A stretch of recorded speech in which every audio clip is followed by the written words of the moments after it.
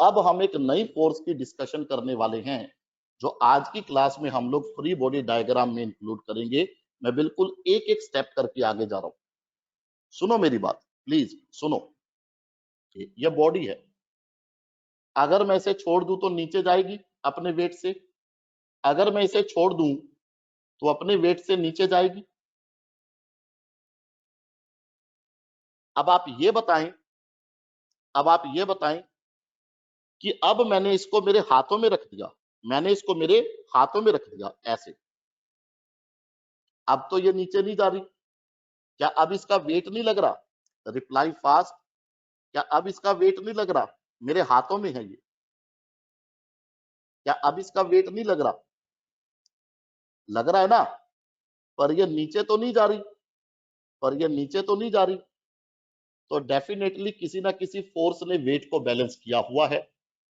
सबसे पहले तो मैं आपको ये बताता हूं कि उस फोर्स का आइडिया कहां से लगा।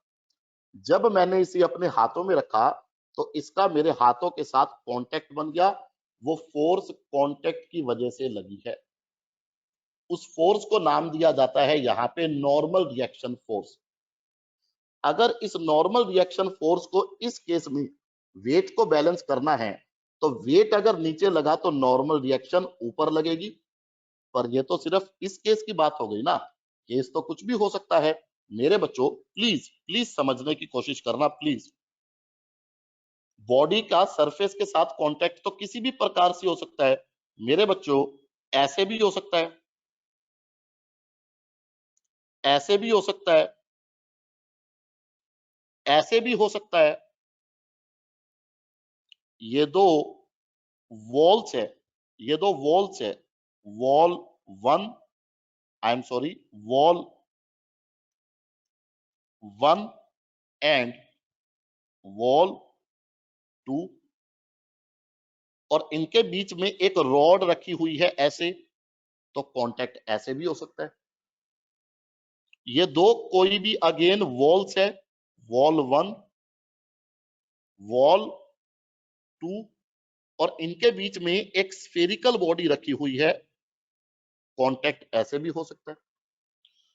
तो हमें सिर्फ एक पर्टिकुलर केस की बात थोड़ी ना करनी है, हमें तो जनरल डिस्कशन करनी है कि भाई जनरली नॉर्मल रिएक्शन कैसे लगेगी, जैसे हमने स्ट्रिंग की टेंशन को देखा। तो समझाने के लिए मैं आपको एक उदाहरण देता हूं। अभी तक हमें यह पता लगा है कि कब लगेगी, जब दो ऑब्जेक्ट्स का कांटेक्ट होगा। कैसे लगेगी मैं आपको उदाहरण देता हूं, प्लीज। चलिए, please look at me, please look at me please. मैं इस वॉल को पुश कर रहा हूं, तो मेरे हाथों का और वॉल का कांटेक्ट बन गया। तो मैं जिस फोर्स से पुश कर रहा हूं वो नॉर्मल रिएक्शन फोर्स है। जिस फोर्स से क्या कर रहा हूं, क्या कर रहा हूं, क्या कर रहा हूं, पुश कर रहा हूं, वो नॉर्मल रिएक्शन फोर्स है। तो यहां से मेरे को यह पता लगा कि नॉर्मल रिएक्शन फोर्स एक पुशिंग फोर्स हुआ करती है, जैसे स्ट्रिंग की टेंशन एक पुलिंग फोर्स हुआ करती है। तो अगर मेरे को पुश करना है तो नॉर्मल रिएक्शन फोर्स से करना होगा, क्योंकि मेरे हाथों का और वॉल का कांटेक्ट बन गया। तो नॉर्मल रिएक्शन एक पुशिंग फोर्स हो गई। दो बातें पता लग गई, कब लगेगी कांटेक्ट में, नेचर कैसा होगा पुशिंग। अब जो तीसरी बात है सबसे इंपॉर्टेंट है, इस वॉल का प्लेन देखो, इस वॉल का प्लेन, प्लेन डिफाइन नहीं कर रहा, हमें प्लेन की जरूरत नहीं है। देखो मैं नॉर्मल रिएक्शन ऐसे लगा रहा हूं, देखो ऐसे लगा रहा हूं, ऐसे ऐसे। इट माइट बी फनी, पर आपको समझना होगा please, it might be funny. आप मेरे को यह बताओ कि अगर मेरे को मैक्सिमम नॉर्मल रिएक्शन लगानी है तो मैं एंगल पे लगा सकता हूं, वैसे एंगल पे लगा सकता हूं, लगा सकता हूं क्या एंगल पे? लग तो जाएगी पर कम लगेगी, मेरा खुद का बैलेंस नहीं बनेगा। लग तो जाएगी पर कम लगेगी, मेरा खुद का ही बैलेंस नहीं बन रहा। तो अगर मेरे को मैक्सिमम वैल्यू चाहिए तो मेरे को कैसे लगानी चाहिए? ऐसे। क्या मैं सही बोल रहा हूं बच्चों? ऐसे लगानी चाहिए, ऐसे। तो कैसे लगानी चाहिए मैं आपको बताता हूं मेरे बच्चों, कैसे लगानी चाहिए। सरफेस के परपेंडिकुलर, मतलब सरफेस के साथ ये वाला जो एंगल बनेगा ये 90 डिग्री का होगा, सरफेस के परपेंडिकुलर। अगर मैं आपको डायग्राम में इसे शो करके दिखाऊं, प्लीज समझने की कोशिश करना, please. Let me remove all this. तो मान लीजिए ये कोई एक वर्टिकल वॉल है, प्लीज समझने की कोशिश करना।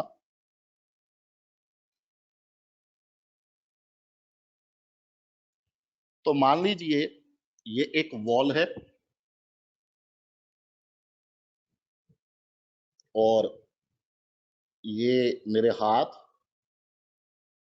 एज शोन जैसे भी आपको नजर आ रहे हैं, और ये मैं पुश कर रहा हूं वॉल को।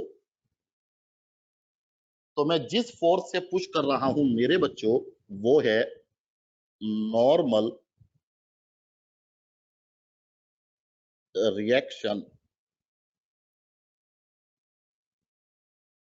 फोर्स। शॉर्ट में क्या बोलेंगे? Simply normal force. सिंबल ये होगा। तो इसी से मैं पुश कर रहा हूं, और ये वाला जो एंगल है ना मेरे बच्चों, इतना है। तो कैसे लगती है, let me tell you, camera on करके बताता हूं। सरफेस के परपेंडिकुलर, और इसका नेचर हुआ करता है पुशिंग। और ये कब लगती है? जब दो ऑब्जेक्ट्स का कांटेक्ट हो। तो कब लगेगी ये पता लग गया कांटेक्ट में, कैसे लगेगी ये पता लग गया, पुशिंग और परपेंडिकुलर। तो हमें बस ये सोचना है दिमाग में कि पुश कैसे हो सकता है कोई भी ऑब्जेक्ट, प्लीज समझना। हमें बस ये सोचना है दिमाग में कि कोई भी ऑब्जेक्ट कैसे पुश हो सकता है, कैसे पुश हो सकता है, प्लीज समझना, प्लीज। अभी तो मैं काफी केसेस में ये फोर्स शो करूंगा, धीरे धीरे और क्लियरिटी आएगी।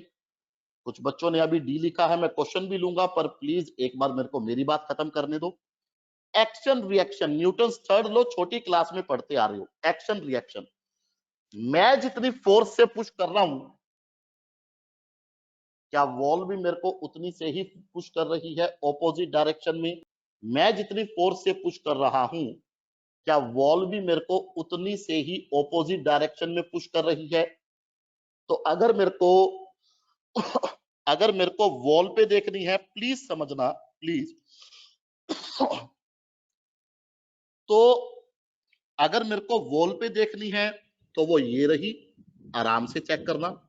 और अगर मेरे को खुद पे देखनी है तो प्लीज मेरे को ये डायग्राम दोबारा बनाने दो, ताकि मैं अपनी बात को अच्छे से रख सकूं।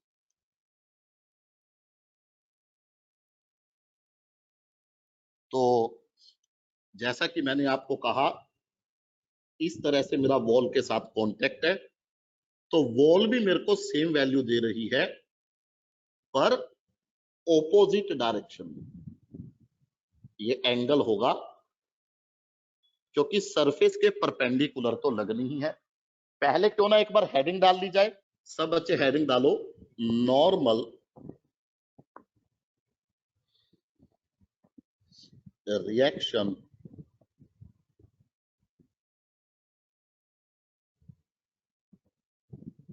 मेरे बच्चों ये होगा सिंबल, प्लीज समझना। तो मेरे बच्चों जैसे हम ये सोच लेते थे स्ट्रिंग के केस में कि भाई मान लो ये वाला केस है, तो हम ये सोच लेते थे ब्लॉक 1 ब्लॉक 2 कि भाई ये ब्लॉक 1 और इसके साथ स्ट्रिंग का एक कोना तो ऐसे बंधा हुआ है, तो दूसरा ऐसे ही पुल होगा, ये हो गई टेंशन की डायरेक्शन। ब्लॉक 2 के साथ स्ट्रिंग का एक कोना ऐसे बंधा हुआ है, दूसरा ऐसे पुल होगा, तो ये हो गई टेंशन की डायरेक्शन। तो मेरे बच्चों जैसे स्ट्रिंग के केस में पुलिंग इमेजिन कर लिया करते, वैसे ही कॉन्टैक्ट के केस में पुशिंग अज्यूम कर लेंगे। पुशिंग, प्लीज प्लीज समझना, please, it might be funny, please समझना, इट माइट बी फनी। पर देखो मेरे को अपना पॉइंट रखना होगा, प्लीज समझना। सिखाते हुए कोई कॉम्प्रोमाइजेशन नहीं। देखो मैं अगर इस कुर्सी पे खड़ा हो जाऊं, मैं अगर इस कुर्सी पे खड़ा हो जाऊं, एक मिनट, मैं अगर इस कुर्सी पे खड़ा हो जाऊं, इट माइट बी फनी पर आपको समझना होगा मेरे बच्चों प्लीज। तो आप ये सोचो दिमाग में कि मैं इस कुर्सी को कहां पुश कर रहा हूं। प्लीज सोचो प्लीज, मैं इस कुर्सी को कहां पुश कर रहा हूं। प्लीज दिमाग में सोचो, मैं इस कुर्सी को कहां पुश कर रहा हूं। परपेंडिकुलरली नीचे पुश कर रहा हूं कि नहीं? परपेंडिकुलरली नीचे पुश कर रहा हूं कि नहीं? Please reply me, please please reply me. Perpendicularly नीचे पुश कर रहा हूं कि नहीं? तो अगर मैं किसी बॉडी को सरफेस पे रख दूं, अगर मैं किसी बॉडी को सरफेस पे रख दूं, तो क्या ये बॉडी सरफेस को परपेंडिकुलरली नीचे पुश करेगी? तो बॉडी ने सरफेस को नीचे पुश किया, तो सरफेस ने बॉडी को ऊपर पुश किया परपेंडिकुलरली।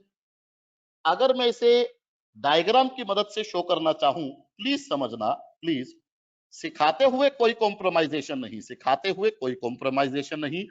फिजिक्स को आपको डेली लाइफ से रिलेट करना ही होगा ताकि आपको समझ ज्यादा आए, आपका इंटरेस्ट बने और आप प्रैक्टिकली ये सीख सकें कि क्या कुछ हो रहा है। कि भाई अगर मैं किसी बॉडी को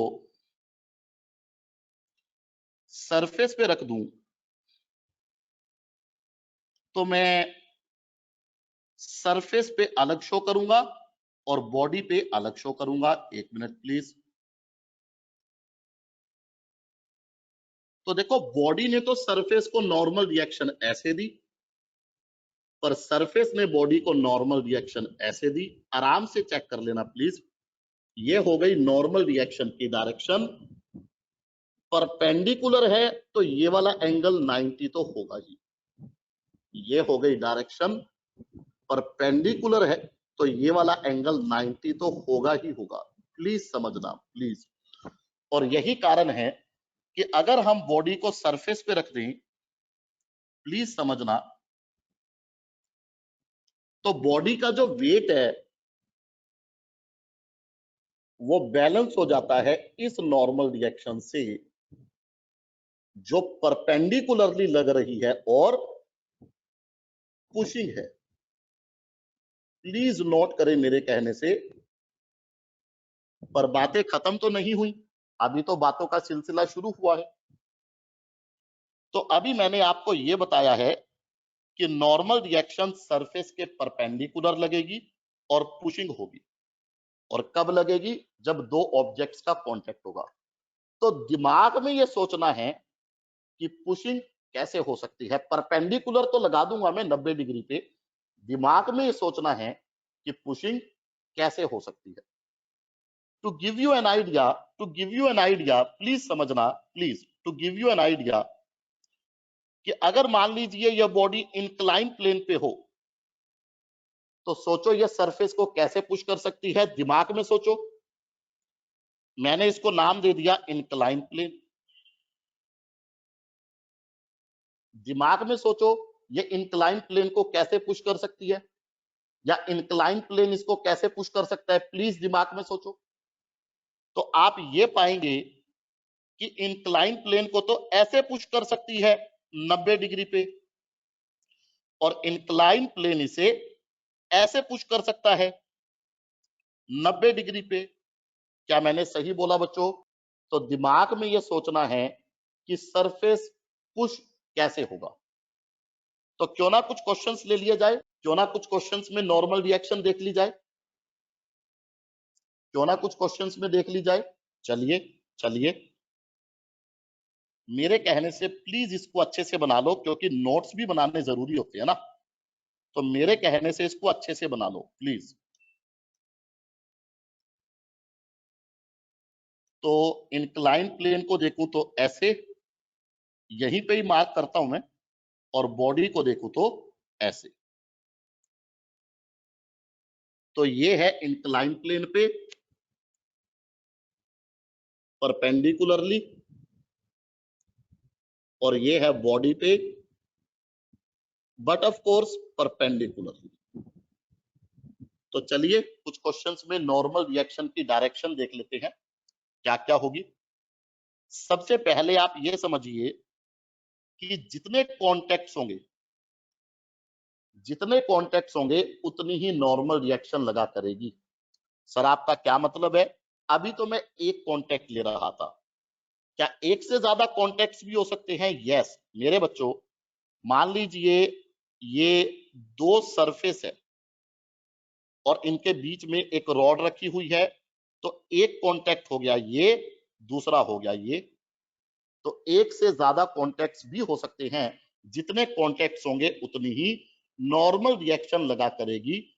अब हम कुछ केसेस में ये देखते हैं कि नॉर्मल रिएक्शन लगानी कैसे है। सो कुछ मैं डायग्राम्स यहां पे ड्रॉ कर रहा हूं, एक बार जरा चेक कर लेना।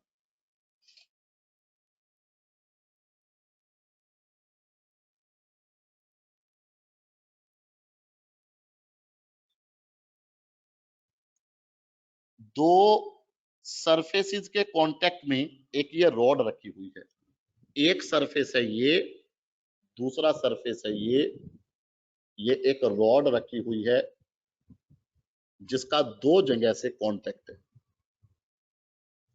नॉर्मल रिएक्शन की डायरेक्शंस को शो करना है।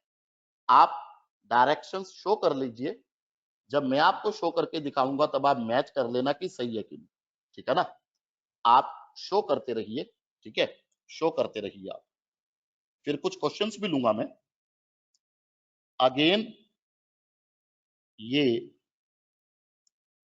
दो सरफेस है और इनके बीच में अगेन ये एक रॉड रखी हुई है, आराम से चेक कर लेना आप। जब मैं आपको डायरेक्शन दिखाऊं तब आप मैच कर लेना प्लीज। ये है एक सरफेस, ये है दूसरा, और ये दो कॉन्टेक्ट। इसी प्रकार से एक बार जरा देख लेते हैं कुछ केसेस, ताकि क्वेश्चंस में दिक्कत ना आए फिर। इसी प्रकार से अब दोनों सरफेस एंगल पे है और दोनों के साथ कांटेक्ट में रॉड है। तो फिर से मेरे बच्चों, ये एक सरफेस, ये दूसरा, और ये दोनों कांटेक्ट, आराम से चेक कर लेना, आराम से। इसी प्रकार से एक बार जरा देख लेते हैं, कुछ और केसेस भी देख लेते हैं। सो अगेन ये दो सरफेस फिर से एंगल पे, पर अब इनके साथ कांटेक्ट में रॉड नहीं है, अब इनके साथ कांटेक्ट में है एक स्फेरिकल बॉडी। चेक करें इस तरह से। तो फिर से एक सरफेस, ये दूसरा, और ये दो contacts as shown in figure. क्या आप लोगों ने डायरेक्शन शो कर ली? क्या मैं शो करके दिखाऊं? क्या मैं शो करके दिखाऊं? तो चलिए एक बार देख लेते हैं प्लीज, चलिए एक बार देख लेते हैं। ये सरफेस के परपेंडिकुलर ऐसे, ये सरफेस के परपेंडिकुलर ऐसे।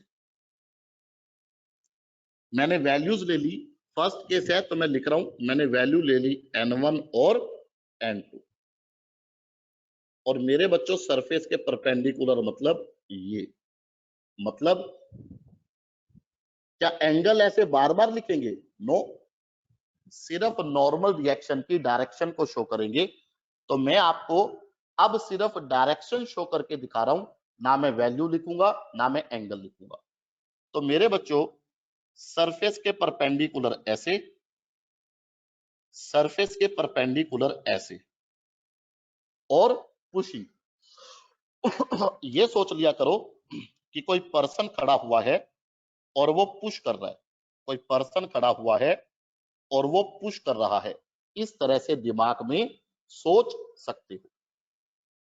तब तक के लिए ये मैं हटा दूं, तब तक के लिए ये मैं हटा दूं। थोड़ा आगे बढ़ते हैं, क्वेश्चंस में ले लूंगा आप लोगों के।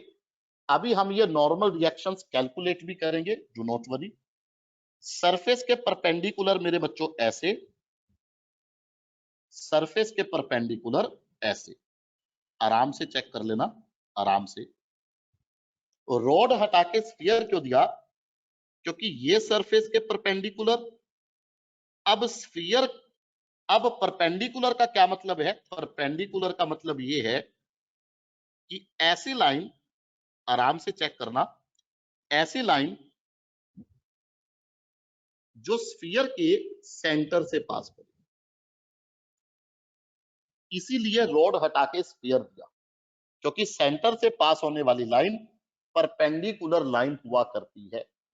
और मेरे बच्चों यहां भी सरफेस के परपेंडिकुलर ऐसे, और जब मैं इसको एक्सटेंड करूंगा, लेट मी शो यू, बाकी आप समझ गए मेरी बात, जब मैं इसको एक्सटेंड करूंगा then again it must pass through the centre. और मैं वैल्यू नहीं लिख रहा क्योंकि अब हम समझते हैं, और कुछ और केसेस देख लेते हैं, उसमें भी नॉर्मल रिएक्शन की डायरेक्शन देख लेते हैं ताकि क्वेश्चंस में हमें दिक्कत ना आए। प्लीज मेरे को एक बार ये बताओ, क्या यहां तक मेरी बात क्लियर है? मैं बहुत जल्द क्वेश्चन देने स्टार्ट करने वाला हूं, प्लीज ये बताओ क्या यहां तक क्लियर है? चलिए थोड़ा सा आगे बढ़ते हैं। चलिए, तो एक दो केस और ले लेते हैं प्लीज, मेरे कहने से एक दो केस और ले लेते हैं, और वो है कुछ इस प्रकार से।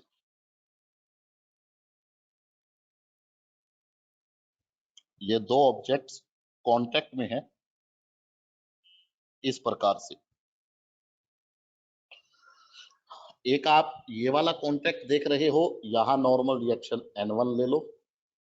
एक आप ये देख रहे हो, यहां पे N2 ले लो। Show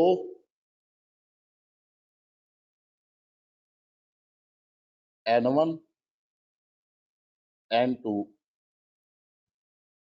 directions on board. फटाफट फटाफट फटाफट। चलिए थोड़ा सा आगे बढ़ते हैं और एक बार जरा देख लेते हैं, ठीक है ना?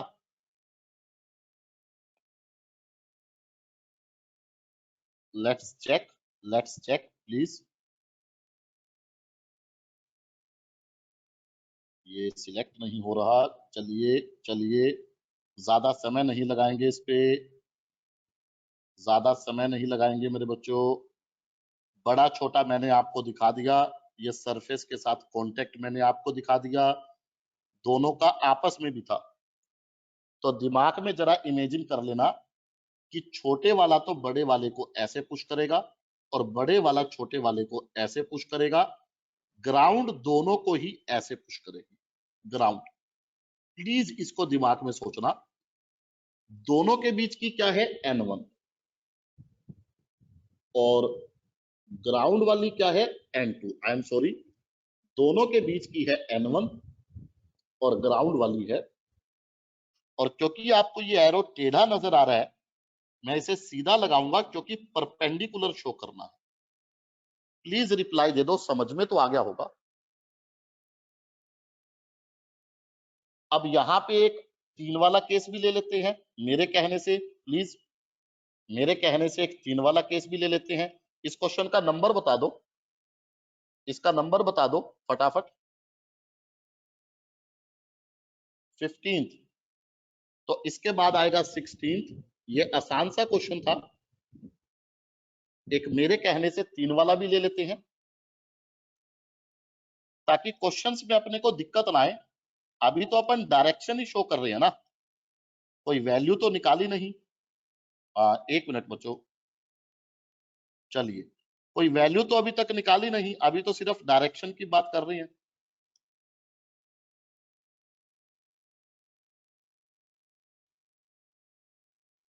बना लो, बना लो।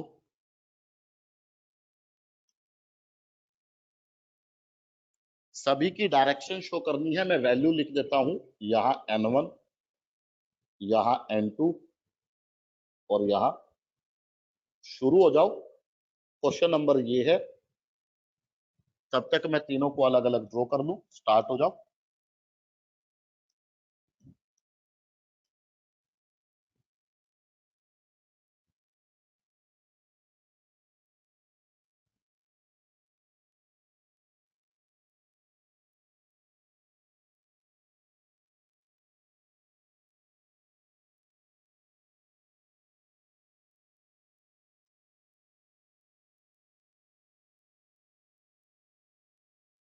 कुछ खास मुश्किल वाली बात तो कुछ है नहीं इसमें।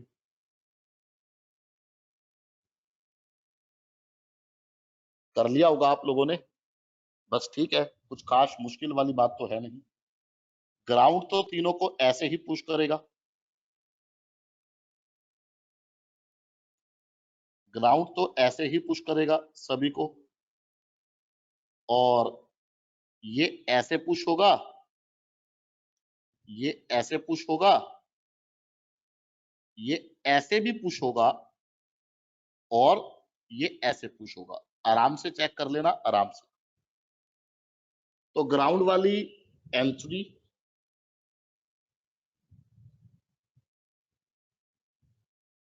उसके बाद ये N1, ये भी, ये N2। क्लियर तो हो गया होगा, ताकि अब कैलकुलेशन की तरफ आगे बढ़े। क्लियर तो हो गया होगा, ताकि कैलकुलेशन की तरफ आगे बढ़े। अभी तो सिर्फ डायरेक्शन शो की है। तो चलिए कैलकुलेशन की तरफ आगे बढ़ते हैं। Let's check the calculations in some numericals. हम लोगों ने इक्विलिब्रियम केसेस की बात की थी, और मैंने आप लोगों को यह बताया था, रिजल्टेंट फोर्स हुआ करती है 0 फॉर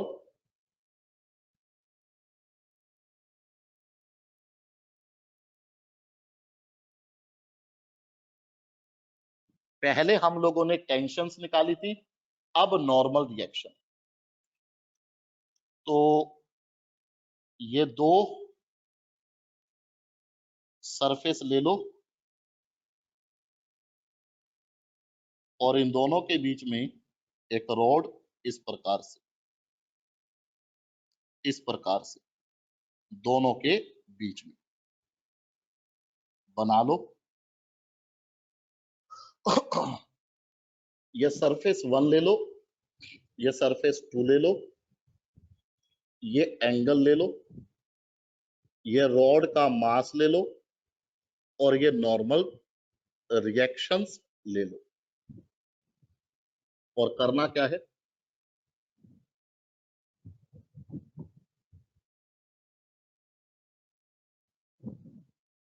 इफ रॉड इन, मेरे बच्चों पूरा लिख लेना, इसका मतलब है इक्विलिब्रियम। मैंने थोड़ा समय बचा लिया, और आप सॉल्व करना शुरू कर दो। ये है क्वेश्चन नंबर 70। बिल्कुल एक एक स्टेप करके आगे बढ़ रहा हूं, कोई भी रिस्क ना लेते हुए, एक एक स्टेप करके आगे बढ़ा जा रहा है।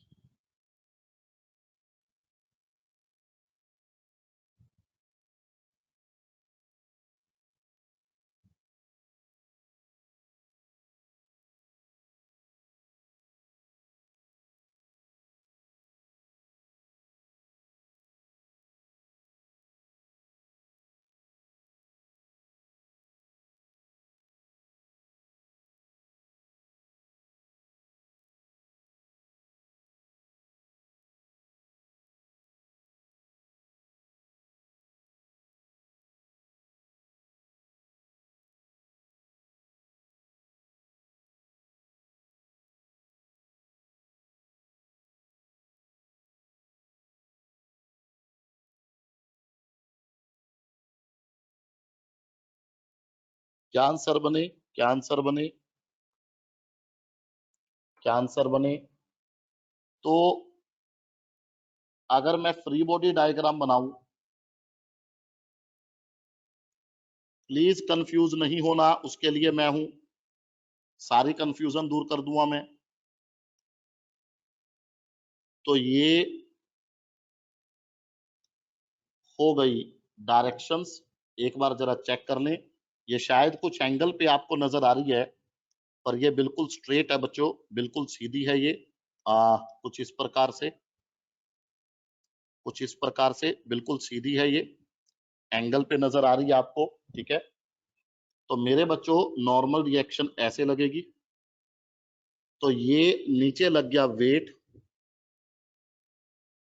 ये है N1, ये है N2।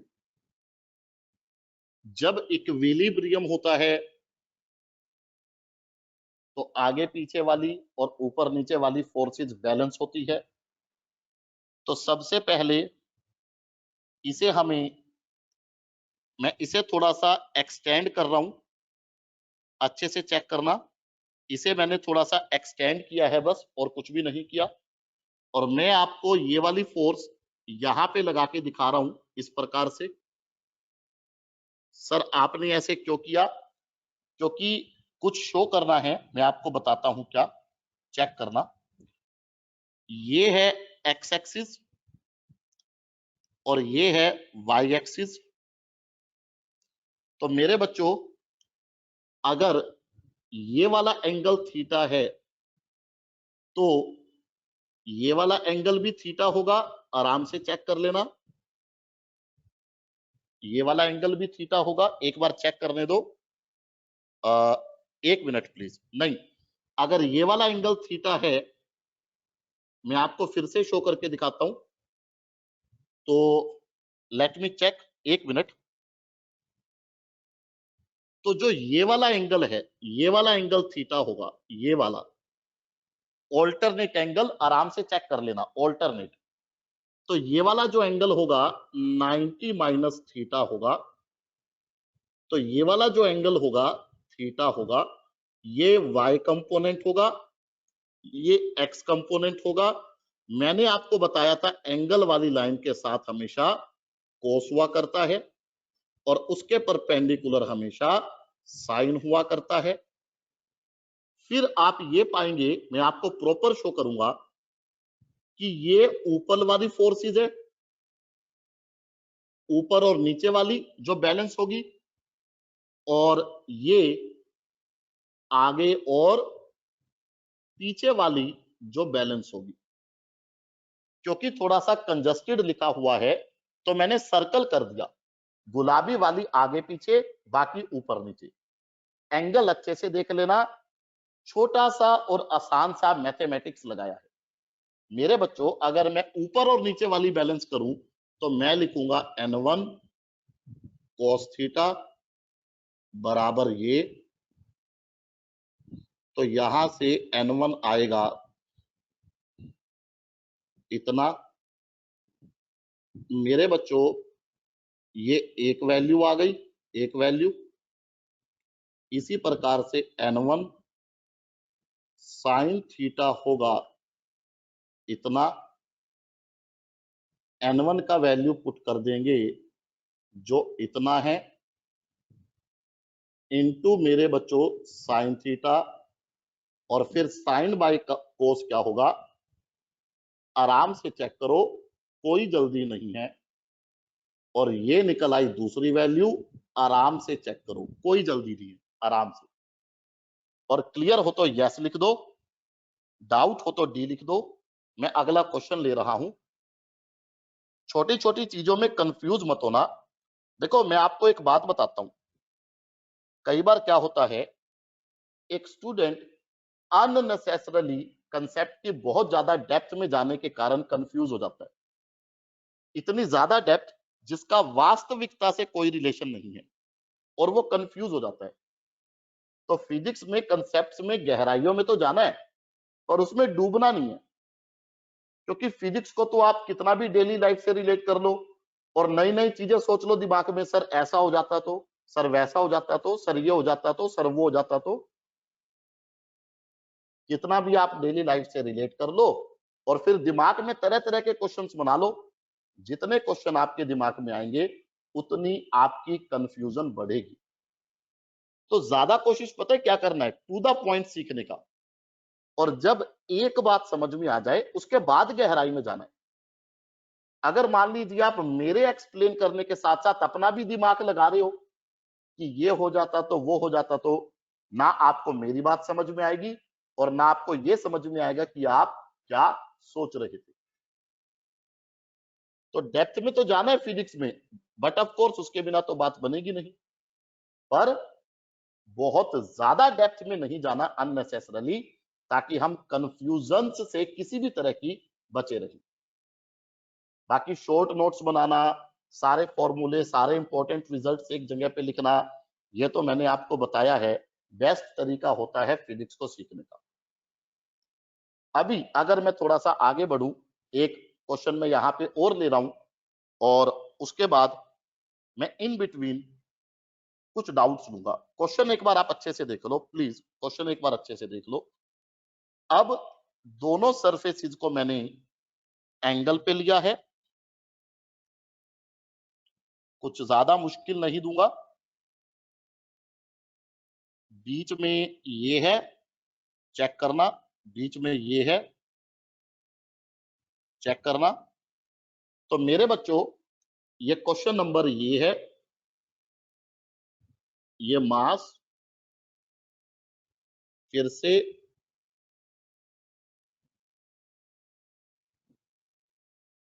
दोनों एंगल्स आप ये ले लें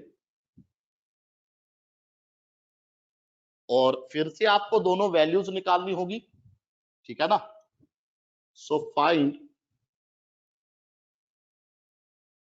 दिस इफ रॉड, प्लीज आप सॉल्व करना स्टार्ट कर दें। आप ये लगा लो मेरे को एक आधा क्वेश्चन और करवाना है आज, मैं ज्यादा करवाने में इंटरेस्टेड ही नहीं हूं, मैं आप लोगों को सिखाने में ज्यादा इंटरेस्टेड हूं। देखो, हर एक बच्चे का अपना अपना टेम्परामेंट होता है, ठीक है ना। मैं ये मान रहा हूं कि आपने ये क्वेश्चन नोट कर लिया।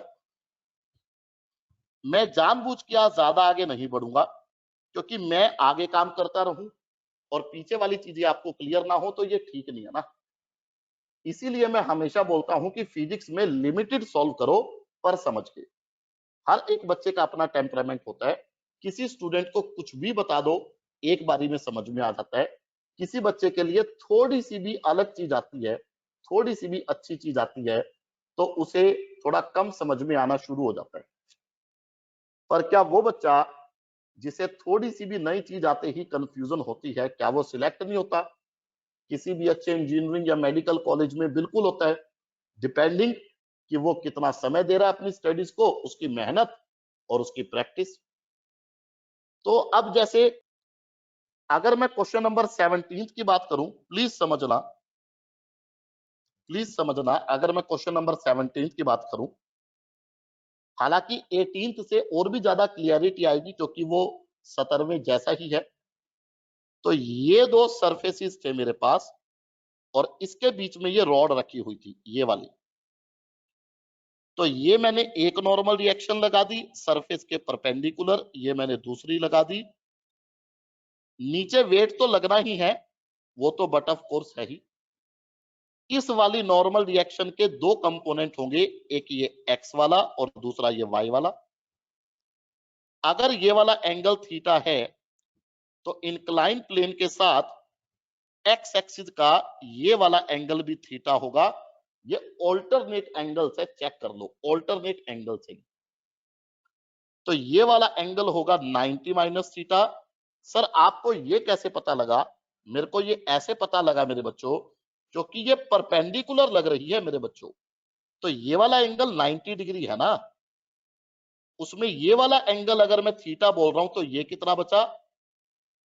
आराम से चेक करो, कोई जल्दी नहीं है, आराम से। तो मेरे बच्चों ये वाला एंगल फिर थीटा बच गया। तो ये एंगल वाला कंपोनेंट हो गया, जो मैंने आपको बताया है कोस थीटा होता है हमेशा। तो ये परपेंडिकुलर वाला क्या हो गया? Sine theta. उसके बाद मैंने क्या किया है, उसके बाद तो मामला बड़ा आसान है। उसके बाद मैंने ऊपर वाली और नीचे वाली बैलेंस कर दी, आगे वाली और पीछे वाली बैलेंस कर दी। अब मेरे को एक बार ये बताओ, क्या 17th क्लियर हुआ? अब बताओ ये कंपोनेंट्स कैसे लिए हैं,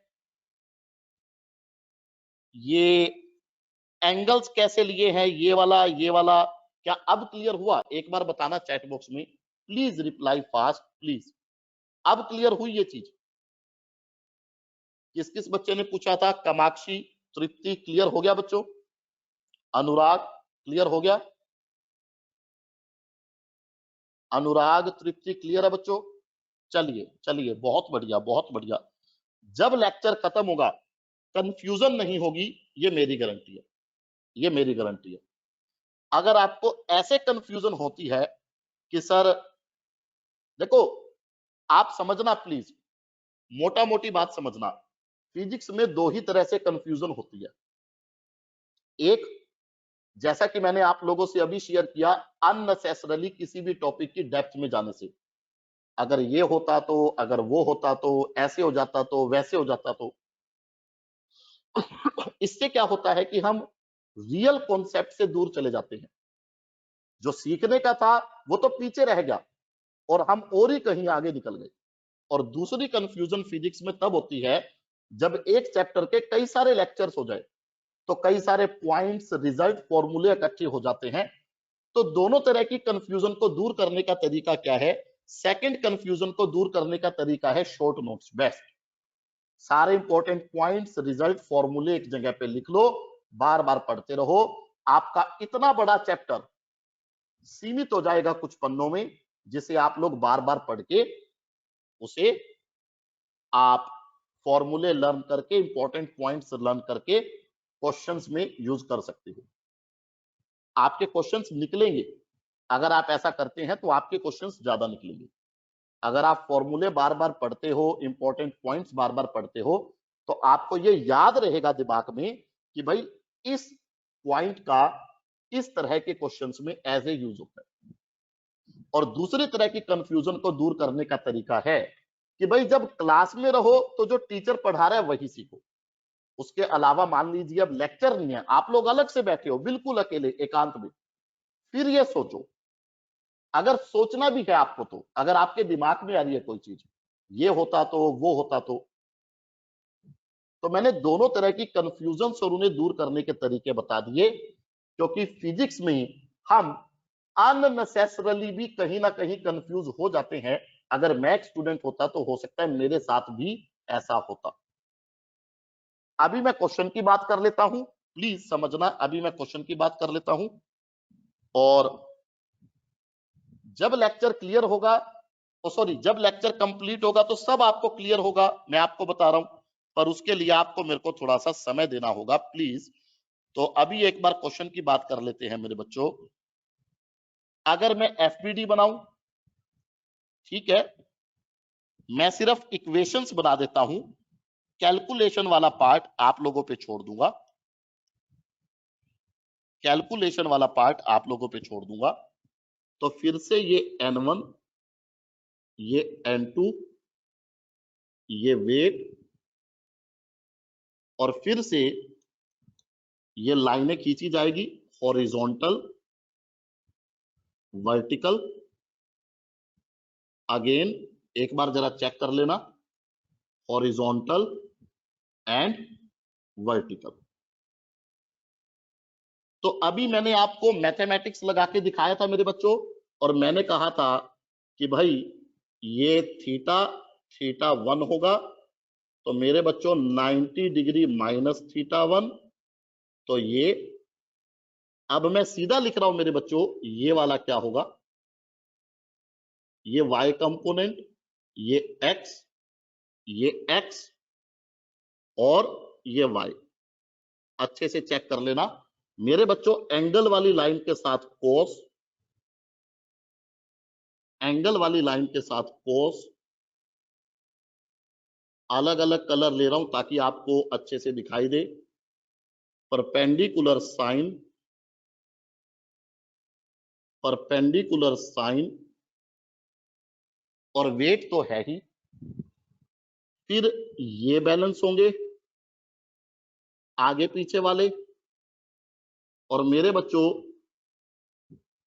देखो ये पीले वाले तो टोटल ऊपर है और बाकी ये नीचे है। ऑरेंज कह सकती हो, ऑरेंज वाला नीचे है। आराम से चेक कर लो, आराम से। तो बड़ी आसानी से वी कैन राइट आगे वाला,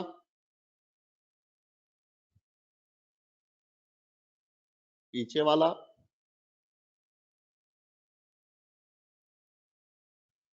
ऊपर वाला, या मैं कहूं ऊपर वाले टोटल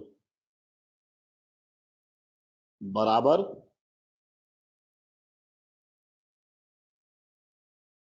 ये दो इक्वेशंस। रिप्लाई फास्ट क्लियर हो गई क्या और सॉल्व कर लोगे क्या? थोड़ी कैलकुलेशन वाली बात आप लोगों पे छोड़ देता हूं, सॉल्व कर लोगे क्या? मैं सीधा आंसर लिखूंगा मेरे बच्चों, सीधा आंसर लिखूंगा मैं। बहुत ही बढ़िया, जिस तरह से आप रिस्पॉन्स दे रहे हो मैं बहुत खुश हूं। आपको जो N1 मिलेगा वो मिलेगा mg cos theta 2 by sine of ये, और जो N2 मिलेगा मेरे बच्चों न्यूमिनेटर में थीटा 1 आ जाएगा बस, और डिनोमिनेटर, कुछ क्वेश्चंस हो रहे हैं मेरे पास, अभी रुकना, अभी रुकना, पहले तो यहां तक नोट करो प्लीज। अभी रुकना, कुछ क्वेश्चंस हो रहे हैं मेरे पास, लेट मी चेक।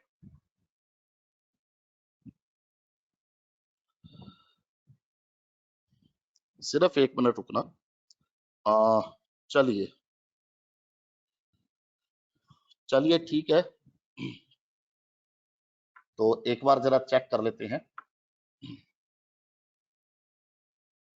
जरा चेक कर लेते हैं एक बार। चलो, एक दो क्वेश्चंस आपको घर से देने की कोशिश करता हूं मैं। और कुछ इस प्रकार से है क्वेश्चन कि मान लीजिए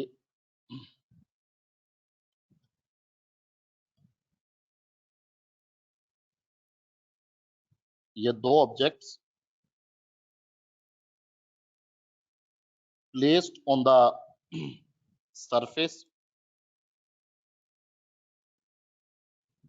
तो जरा एक बार देख लेते हैं क्वेश्चन नंबर क्या है, 19th होगा आई थिंक।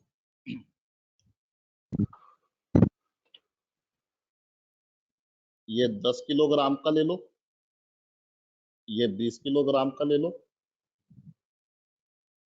ये एक एक्सटर्नल फोर्स लगा दी 100 न्यूटन की। तो ऑब्वियस सी बात है दोनों फोर्स के अलोंग जाएंगे, दोनों फोर्स के अलोंग जाएंगे।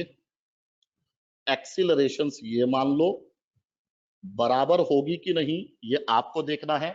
मैं आपको सिर्फ क्वेश्चन दे रहा हूं, आपको करना क्या है मेरे बच्चों, find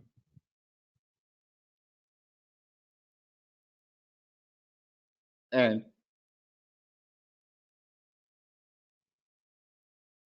normal force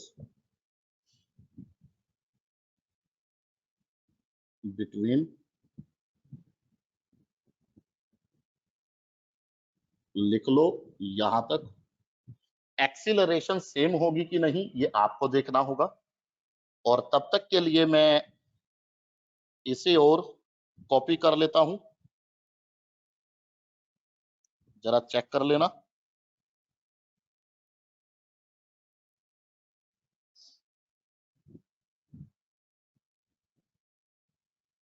question number 20th,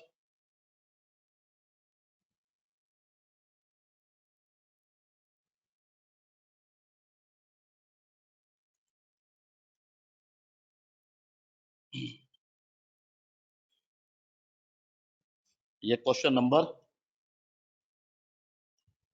20th। 1 minute. Again external force of this value तो अच्छा, मासेस